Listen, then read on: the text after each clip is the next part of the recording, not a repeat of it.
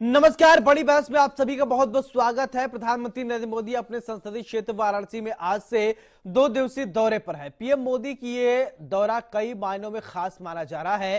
दरअसल अब किसी भी समय लोकसभा चुनाव की घोषणा हो सकती है। बतौर प्रधानमंत्री वाराणसी सांसद के दूसरे कार्यकाल में ये उनका अंतिम दौरा माना जा रहा है।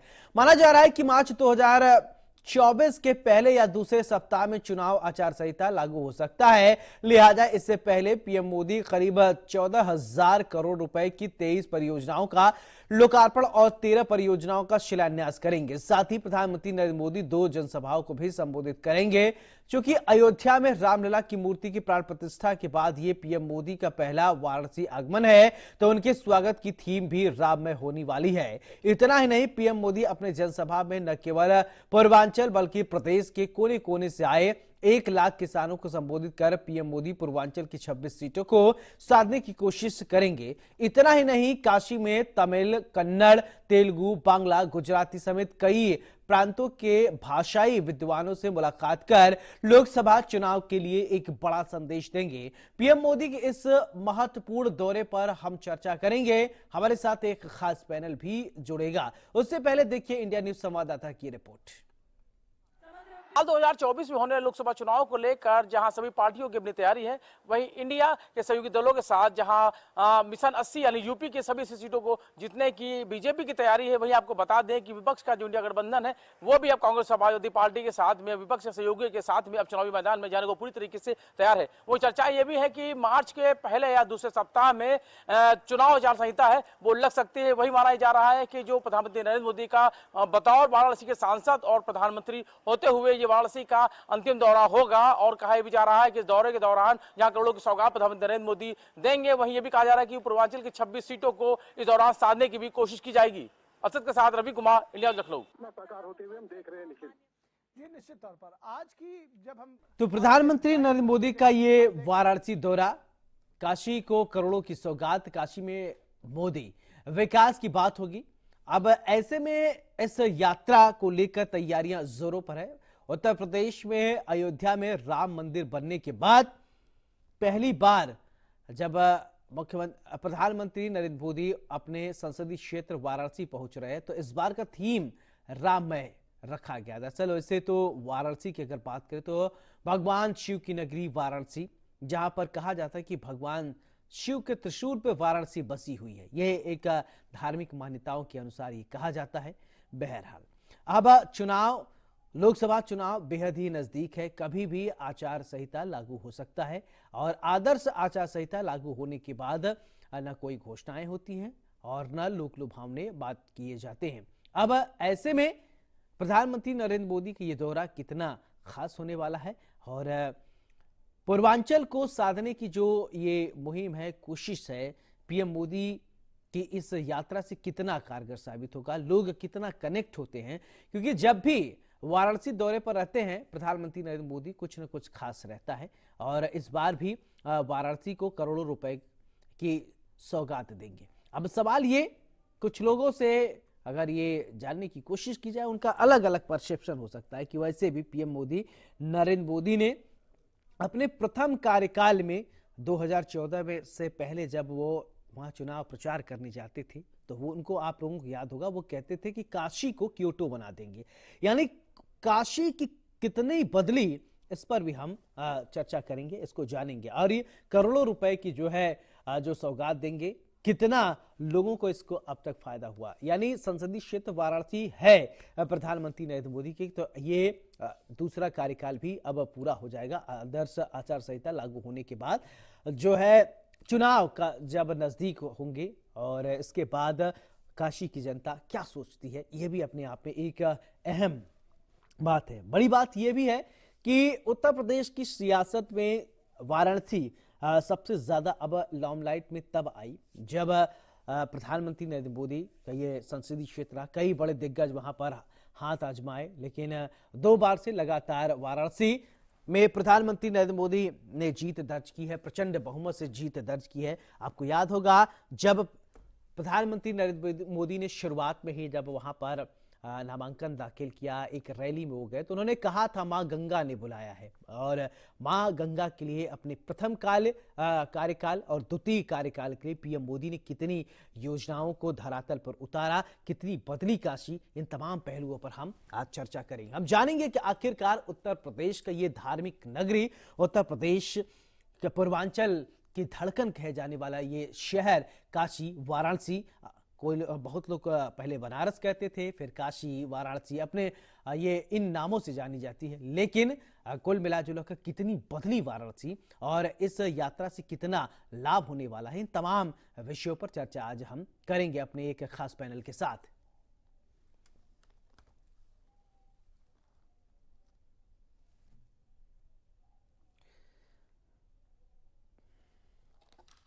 तो प्रधानमंत्री नरेंद्र मोदी का वाराणसी दौरा है और दौरे को लेकर तैयारियां कैसी हैं, इसको लेकर हम एक खास पैनल से बात करेंगे।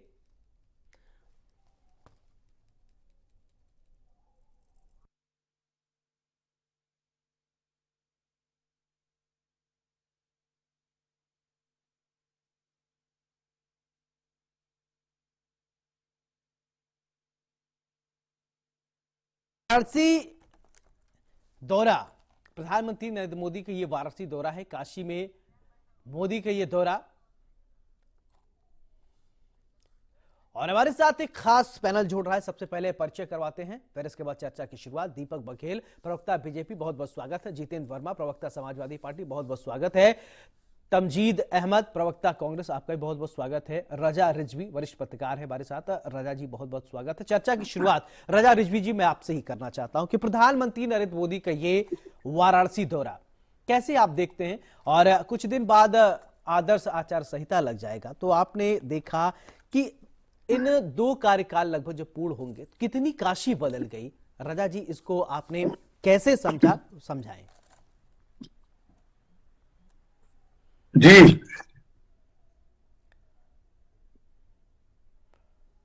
रजा रिजवी जी, सुन पा रहे हैं आप? मेरा सवाल सुने आप? जी बताइए। सवाल मेरा ये कि प्रधानमंत्री नरेंद्र मोदी का वाराणसी ये दौरा है, आपको याद होगा जब प्रधानमंत्री नरेंद्र मोदी जब सांसद वहां पर बनने से पहले जब पहुंचे एक रैली में, उन्होंने कहा कि मैं काशी को क्योटो बना दूंगा, और ये उनके दूसरे कार्यकाल का लगभग ये जो समय है, माना जा रहा है कुछ दिन बाद आचार संहिता लागू हो जाएगा। और इस यात्रा को कैसे, इस दौरे को कैसे आप देख रहे हैं? देखिए, ये सही है कि प्रधानमंत्री की यात्रा के बारे में भी किसी को पता नहीं था। ये आप समझिए कि जो ग्राउंड सेरेमनी का प्रोग्राम हुआ यहाँ जो है उत्तर प्रदेश में, तब तक भी ये सुगबुगाहट नहीं थी कि प्रधानमंत्री जो है वहां आने वाले हैं। लेकिन प्रधानमंत्री, जाहिर सी बात है कि उनका लोकसभा क्षेत्र है और उस लोकसभा क्षेत्र में उनका आना एक भारी बात कहलाती है कि चुनाव है, और हमें लगता है कि इस लोकसभा चुनाव का जो दूसरा कार्यकाल है उसका हमें लगता है कि ये अंतिम होगा, और अगर सरकार बनती है तो फिर दोबारा उस तीसरे कार्यकाल में वो आएंगे। और काशी में पहुंचे हैं, और वो जो है संत रविदास जी की जो है वो प्रतिमा का अनावरण भी। और अगर आप देखिए कि जो चुनाव हुआ था दूसरी बार 2019 का, तो उसमें नरेंद्र मोदी जी जब लड़े थे तो उनको 6,73,453 वोट मिला था, और जीते थे वो 4,69,505 वोट से, 79,505 वोट से। और वहां आप देखिए कि आपको ये भी मालूम होगा कि वहां शालिनी शाक्य जी जो है सपा से लड़ी थी, उनको 1,95,162 वोट मिला था। और अजय राय जी जो भी कांग्रेस के उत्तर प्रदेश के अध्यक्ष हैं, ये कांग्रेस से लड़े थे, इनको 1,52,548 वोट मिले थे। उसी के साथ सुरेंद्र राजभर सुभाषपा से लड़े थे, उनको जो है 8,892 वोट मिले थे। यानी हमारे प्रधानमंत्री जी 4,89,505 वोट के अंतर से जीते थे। तो अब कहीं ना कहीं, अब देखिए वो काशी कॉरिडोर बन गया, पूरे देश दुनिया से लोग आते हैं उसके दर्शन करने के लिए, दर्शन करते हैं और दर्शन करके जाते हैं। बिल्कुल। और कहीं ना कहीं काशी की जो सड़कें चौड़ी हुई हैं, क्योंकि काशी के अंदर जो मंदिर थे वो पुराने मंदिर छोटे छोटे मंदिर, और हर मंदिर में कीर्तन, हर मंदिर में भजन होता था। गलियां ऐसी सकरी थी कि लोग जाते थे दर्शन करने के लिए। जाहिर सी बात है कि जो वाराणसी है वो बहुत पुराना जिला है, बहुत पुराना जिला है, कोई नया जिला नहीं है। मेरा ख्याल है कि अब बहुत पुराना, लेकिन 350-400 साल पुराना जिला है, तो इसलिए बहुत सकरी सकरी गलियां थी। तो वहां उन्होंने जो है उसको जो है उन्होंने वहां जो है चौड़ी की उसको, और चौड़ी करने के बाद उसको महसूस कराया उन्होंने कि भाई ठीक है। आने जाने के लिए। जी ठीक है, तंजीम अहमद जी, प्रधानमंत्री नरेंद्र मोदी के ये वाराणसी दौरा आप कैसे देखते हैं? निश्चित रूप से मुझे लगता है कि प्रधानमंत्री के रूप में उनका आखिरी दौरा है, और निश्चित रूप से वो जाके वहाँ धन्यवाद भी देना चाहिए उनको जनता को, कि निश्चित रूप से उनको 2 बार उन्होंने जिता के सदन में भेजा, और ये चूंकि प्रधानमंत्री का संसदीय क्षेत्र रहा है, और उनका धन्यवाद देना बनता भी है जनता को, कि जिस तरह से उनके साथ जनता ने विपरीत परिस्थितियों में भी उनको वोट देके ऐतिहासिक मतों से जिताया, फिर वो प्रधानमंत्री बने। लेकिन जो वादे किए थे, बहुत वादे कहाँ है काशी के अंदर, आप देख सकते हैं। अभी हम लोग काशी में यात्रा के दरमियान थे, क्या बुरी स्थिति हो रखी है, जिस तरीके से गंदगी का अंबार लगा रखा हुआ है, जिस तरीके से स्थिति हो रखी है, जाम की स्थिति क्या है सबको पता है। कहाँ तो तय था वाराणसी वालों से चरागा हर एक घर के लिए, कहाँ चिराग मैस्टर नहीं शहर के लिए, कहाँ तो इन्होंने कहा था कि क्योटो बना देंगे, और कहाँ तो इन्होंने क्या हाल कर दिया, आप सब किसी से छुपा नहीं। तो निश्चित रूप से एक चीज तो स्पष्ट है कि प्रधानमंत्री जी जा रहे हैं। प्रधानमंत्री के रूप में उनका आखिरी कार्यकाल चल रहा है, और इसके बाद निश्चित रूप से जनता उनको खुद ही 2024 के चुनाव में बाहर कर देगी। तो निश्चित रूप से मैं उम्मीद करूंगा कि वो धन्यवाद भी देंगे वहां की जनता को, और निश्चित रूप से जो काम का उन्होंने वादा किया था वो पूरा नहीं कर पाए, उसके लिए उन्हें खेद भी प्रकट करना चाहिए। चलिए ठीक है, जितेंद्र वर्मा जी, आप इस दौरे को कैसे देखते हैं? ठीक है, आपने तंजीम जी बता दिया। देखिए, काशी की जनता ने नरेंद्र मोदी जी को 2 बार वहां से सांसद चुना, और मोदी जी ने काशी को क्योटो बनाने का वादा किया, लेकिन शायद वो पूरी तरह से क्योटो घूम लिए होते तो हम उम्मीद कर सकते हैं कि शायद वो काशी को क्योटो बनाते। काशी की क्या स्थिति है पूरे देश की जनता के सामने है, पर्यटक जाते हैं उनके सामने है, और हम लोग भी जाते हैं तो हम लोग के सामने। जहाँ एक और देश में किसान सड़कों पर आंदोलन कर रहा, जहाँ देश में नौजवान अपने रोजगार और नौकरी के लिए आंदोलन कर रहा हो, जहां देश में व्यापारी परेशान हो, जहां देश में हर वर्ग के लोग परेशान, वहां पर ये तय हो गया है कि किसान और नौजवान ने ये संकल्प ले लिया है कि इस बार प्रधानमंत्री जी को प्रधानमंत्री के रूप में देश के वो देखना नहीं चाहती देश की जनता। और ये संकल्प भी है कि जब स्थितियां ये पैदा हो गई कि आप किसानों पर गोली चलवाने लगे, जब स्थितियां ये पैदा हो गई कि आप चौधरी चरण सिंह जी को भारत रत्न तो दे सकते हैं, लेकिन चौधरी चरण सिंह जी की विचारधारा के अनुरूप काम नहीं कर सकते। चौधरी चरण सिंह जी चाहते थे किसानों की आर्थिक स्थिति सुधरे, लेकिन आप क्या चाहते हैं? आय दोगुनी की तो आप बात करते हैं, लेकिन एक तरफ दूसरा पहलू भी है। आपकी 10 साल की सरकार में 1 लाख से ज्यादा किसान आत्महत्या भी कर लेते हैं। दूसरी तरफ आप किले बिछा दे रहे हैं, उन पर गोलियां भी चलवा रहे हैं, पैलेट गन भी चलवा रहे हैं, आप उनके लिए आंसू गैस की गोले भी छोड़वा रहे हैं।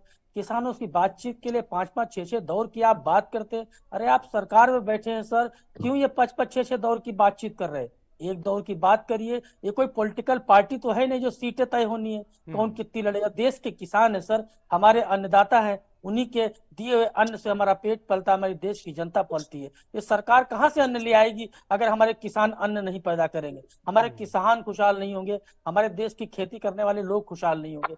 आज वो अपना हक मांग रहे हैं तो सर आप लाठी चला रहे हो। एक किसान की मृत्यु हो गई, कहीं देखने को नहीं मिला। बड़े बड़े मीडिया चैनल्स हैं, कम से कम उस पर भी एक डिबेट होनी चाहिए, कम से कम उस पर भी एक बड़ा ब्रेकिंग न्यूज चलानी चाहिए थी, लेकिन नहीं चलाएगी। ये दुख का विषय है। आप देखिए सतपाल मलिक जी अगर किसानों की बात कर रहे हैं तो उनके खिलाफ सीबीआई का आप इस्तेमाल कर दे रहे। अगर गठबंधन एक मजबूत चुनाव लड़ने की तरफ दिशा में बढ़ रहा आगे तो उन पर आप सीबीआई सीआईडी का इस्तेमाल कर रहे हो। तो मोदी सरकार बौखला गई है, और मोदी जी का ये विदाई समारोह के तौर पर ये दौरा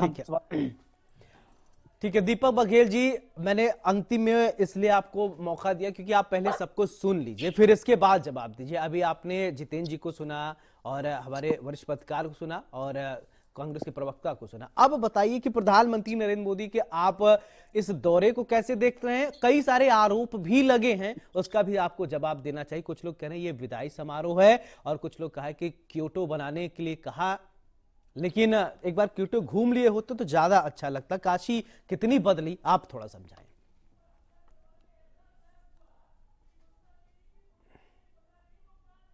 अनम्यूट कीजिए दीपक बघेल जी। जी सौरभ जी, मेरी आवाज आ रही है? आ रही है, बताइए, बोलिए। निश्चित रूप से मैं जिस प्रकार से अभी सभी प्रवक्ताओं को सुन रहा था तो उनके नजर में मुझे उनके लिए एक ही बात नजर आती है, जाकी रही भावना जैसी प्रभु मुहूर्त देखी तिन तैसी। तो इनकी भावनाएं जब गंदी होगी तो उनको वही चीज नजर आएगी, परंतु जो परिवर्तन है वो काशी की जनता देख रही है। आप सोचिए 2014 के अंदर अगर प्रधानमंत्री श्री नरेंद्र मोदी जी वहां से प्रत्याशी बनते हैं और उसके बाद वो 2019 के अंदर चुनाव जीते जाते हैं तो अपने निकटतम प्रतिद्वंदी को 5.5 लाख वोटों से ज्यादा से हराते हैं। इसका भी राजनीतिक विश्लेषक जी ने उनका पूरा आंकड़ा दिया, मैं उस आंकड़े को दोबारा दे सकता हूँ। परंतु आज देखिए प्रभु श्री राम जी की प्राण प्रतिष्ठा होने के बाद में, अयोध्या के बाद में, आज प्रधानमंत्री श्री नरेंद्र मोदी जी प्रथम बार अपनी वाराणसी की जनता से आकर मिल रहे हैं और उनका संसदीय क्षेत्र है और उनकी जनता से उनका विशेष लगाव है वहां पर।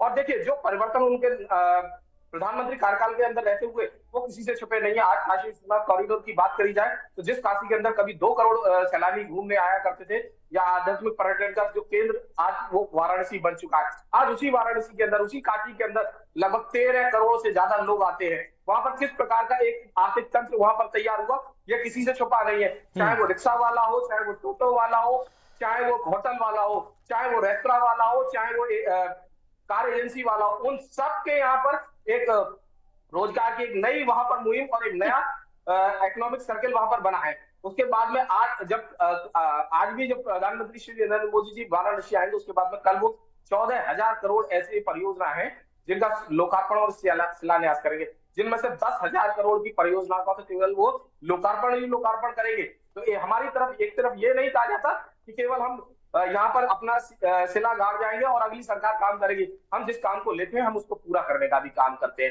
अभी हमारे मित्रों ने कहा कि क्या क्या परिवर्तन हुआ, तो परिवर्तन तो इनको सुनना चाहिए। प्रधानमंत्री मोदी जी ने वहां पर अपने एक गांव को आदर्श गांव के रूप में लिया। उस आदर्श गांव के अंदर 11,680 आवास, चलिए ठीक है, आवास योजना के तहत वहां पर आवास बने हुए हैं। 102 गायों के लिए आश्रय स्थलों का निर्माण वहां पर हुआ है। ठीक है, वहां पर दीपक बघेल जी आपकी बात ठीक है। जितेंद्र वर्मा जी, देखिए बहुत ईमानदारी से इसका जवाब दीजिएगा जो मैं पूछने जा रहा हूं। आप नरेंद्र मोदी के कार्यकाल से पहले भी वाराणसी गए होंगे और वहां बाबा का दरबार है, वो तो सदियों से वहां रहा है, और 2014 के बाद भी कई बार गए होंगे। काशी कॉरिडोर बना, वास्तव में आपने वहां क्या देखा? आपको देख के क्या लगा? परिवर्तन हुआ या ऐसे नहीं, मेट्रो बन गए, सड़कें सही नहीं हुई, या फिर वास्तव में सही में कुछ परिवर्तन आपको लगा कि सिर्फ वही राजनीतिक बयान? नहीं, प्लीज अगर आपको सही लगा हो कुछ तो वो पॉइंट बताइएगा कि थोड़ा राजनीति से इतर, क्योंकि बाबा भोलेनाथ की नगरी है। थोड़ा बैक में जाना होगा सर। जितनी भी रोडें बनारस की वो सब समाजवादी पार्टी की सरकार की देन है। उसका मरम्मतीकरण का कार्य भी नहीं हुआ है। आप चले जाइए सर, घूम लीजिए एक तरफ, आप भी चले जाइए और जो साथी जिनको शक हो वो भी जा सकते हैं, पूरा घूम लें तो सर रोडों की स्थिति खुल जाएगी। 5 साल जब तक समाजवादी पार्टी की सरकार रही, रोडों का जो जाल बनारस में बिछाया गया वो अविस्मरणीय था। उसकी प्रशंसा पूरे प्रदेश में लोगों ने की।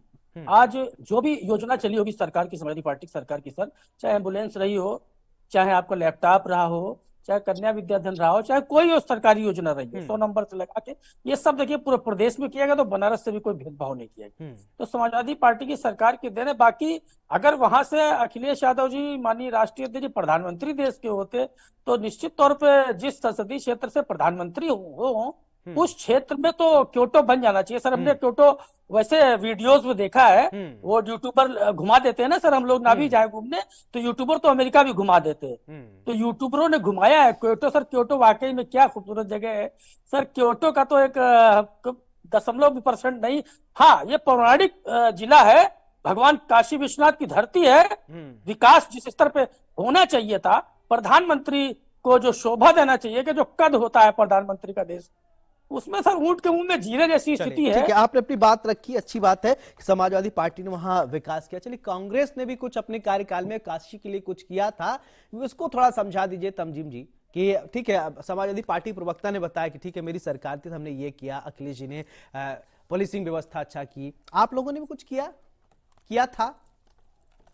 देखिए, जिस तरीके से अभी जो हिसाब किताब होना चाहिए, काशी में क्या किया था, में क्या कांग्रेस ने किया, क्या व्यवस्था की, ये किसी से छुपा नहीं है। उसके बाद शायद ही कोई कार्यक्रम या कार्यकाल मोदी सरकार ने या भाजपा सरकार ने कुछ किया, वो तो दिखलाई भी पड़ना चाहिए, दिखलाई तो पड़ नहीं रहा है। अब आप 10 साल का जिस समय हिसाब मांगने का समय आया, उस समय पूछ रहे कांग्रेस ने क्या किया, समाजवादी मैं पार्टी ने आपके क्या कार्यकाल में किया। आप बात समझिए, नहीं आप बात समझिए, अभी तो हिसाब इस चीज का मांगा जाएगा कि 10 साल में क्या किया भाजपा ने या मोदी सरकार ने क्या किया, हिसाब इस चीज का मांगा जाना चाहिए। कांग्रेस ने क्या किया, ये सवाल इस समय नगण्य हो चुके हैं। आज 10 साल हो गए, 10 साल से वहां से नहीं, मैं इसलिए पूछा कि आप बताते कि हमने ये किया था, उसके आगे अन्य सरकारों ने क्या क्या बढ़ाया। मैं बता रहा हूँ ना, यही मैं बताना चाह रहा हूँ कि अभी जो हिसाब किताब 10 साल का जो जनता जानना चाह रही है कि 10 साल में इन्होंने काशी को क्योटो जो बनाने का वादा किया था वो पूरा हुआ या नहीं पूरा हुआ। अगर पूरा हो गया तो आप बता दीजिए, आप रिपोर्टर वहां पे रहते हैं, आप कह दीजिए काशी क्योटो बन गया है। जो हालात है इस समय बहुत खराब है। देखिए, जिस तरीके से आपको पता होगा कि अभी आरओ की परीक्षा हुई है, आपको पता होगा शायद, जी, जिस तरीके से वो पेपर लीक हुआ, पूरे छात्र, मैं वाराणसी के पूरे छात्र, पूरे उत्तर प्रदेश के छात्र इस समय सड़क पे हैं और अभी तक उस पेपर को रद्द नहीं किया गया। इस तरीके से सामाजिक असमानता फैलाई जा रही है पूरे देश के अंदर। आप 90 टॉप आईएएस समझ लीजिए, उसमें से SC ST OBC को 5% की उनको प्रतिनिधित्व दिया जा रहा है। आप समझ लीजिए 200 टॉप कंपनियां हैं, उसमें से एक SC ST OBC के लोग नहीं बैठे हुए हैं। तो हालात बहुत खराब है। सिर्फ काशी की बात नहीं, यहाँ पूरे हिंदुस्तान के प्रधानमंत्री हैं, ठीक है, काशी से सांसद जरूर है। अब बताइए, जो भी ये घोषणा करेंगे इस वक्त तो काशी में जाके, आप इतने वरिष्ठ पत्रकार नहीं, 10 सेकंड, आप इतने वरिष्ठ पत्रकार है, जो भी इस समय ये घोषणा करेंगे, क्या वो आचार संहिता लगने की वजह से पूरी हो पाएगी, या सिर्फ एक बार फिर से धोखा देने का काम किया जा रहा है काशी की जनता को? तो आप समझिए कि इस समय ये टाइमिंग है आप लोग का, बिल्कुल राजनीतिक टाइमिंग का खेल है। चलिए ठीक है, में समय जाके बताना चाहिए था कि आपने किया क्या है, ना कि आप लोकार्पण करके एक बार फिर से धोखा देने का काम करने। ठीक है। तो सवाल बहुत खड़े हैं इस वक्त, जवाब देने पड़ेंगे।